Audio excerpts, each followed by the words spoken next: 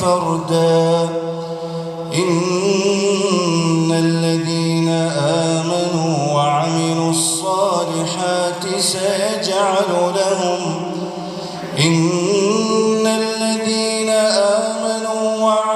الصالحات سيجعل لهم الرحمن ودا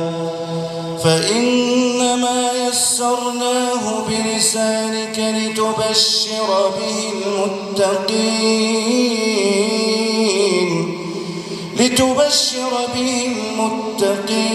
وتنذر به قوما لدا وكم أهلكنا قبلهم من قرن هل تحس منهم من أحد أو تسمع لهم ركزا